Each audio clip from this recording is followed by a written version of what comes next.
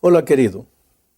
O propósito da lição desta semana é mostrar que se realmente fomos comprados com alto preço, que foi o sangue de Jesus, então temos a responsabilidade de cuidar nosso corpo e mantê-lo saudável para a glória de Deus. A temperança é a chave para alcançar este objetivo. Temperança é a abstinência de tudo aquilo que faz mal e o uso moderado daquilo que é bom. Vamos começar falando de um homem cuja vida é uma vida de inspiração. Estou me referindo a Noé. Em Gênesis capítulo 6, versículo 9, encontramos parte da biografia deste homem. Diz assim: estas são as gerações de Noé. Noé, homem justo, era perfeito em suas gerações. Noé caminhou com Deus. Imagine o que a Bíblia afirma a respeito de Noé. Era um homem justo, perfeito, santo, uma vida irrepreensível. Mas perceba que essa afirmação não é feita por um ser humano, mas pelo próprio Deus.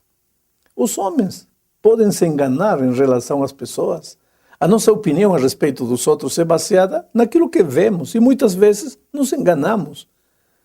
Porque aquilo que pensamos que alguém era, na verdade, não é bem assim e acabamos nos frustrando com isso.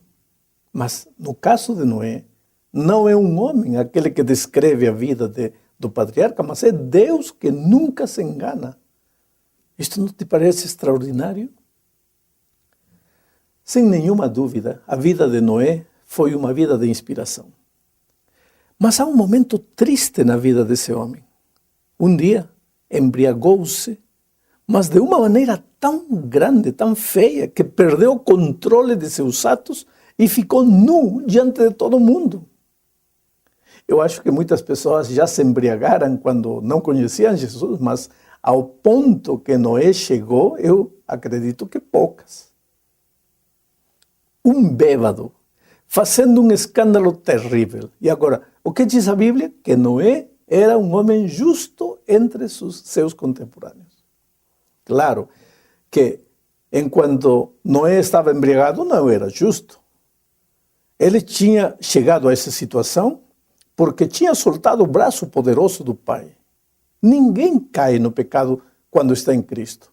Para pecar, é preciso primeiro afastar-se da justiça que é Deus.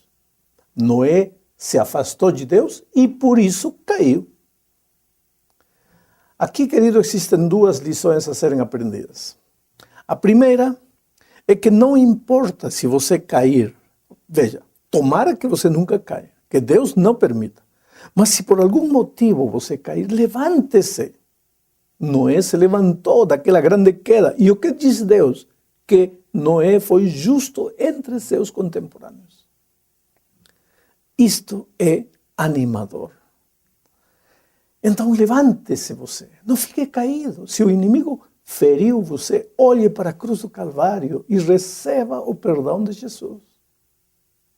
A outra lição que podemos aprender deste incidente de Noé é que ninguém tem a menor ideia daquilo que ele pode fazer ou aonde pode chegar se um dia se afastar de Deus.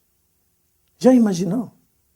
Aquele bravo pregador do Evangelho, Noé, o homem que não teve medo de ser ridicularizado por uma geração que ria dele quando ele disse que ia chover. Esse bravo soldado de Deus, o dia que soltou a mão do Pai, caiu e caiu feio.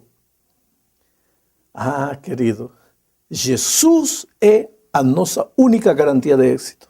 Não é a nossa força de vontade, não é o nosso controle próprio, não é o nosso moralismo, não é o passado glorioso que tivemos, nem sequer o fato de que somos membros de igreja.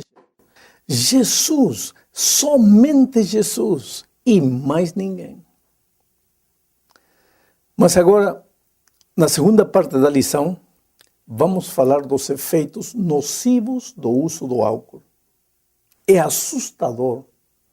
As estatísticas dizem que na primeira década deste novo século, 1,8 bilhão de pessoas morreram por causa do álcool.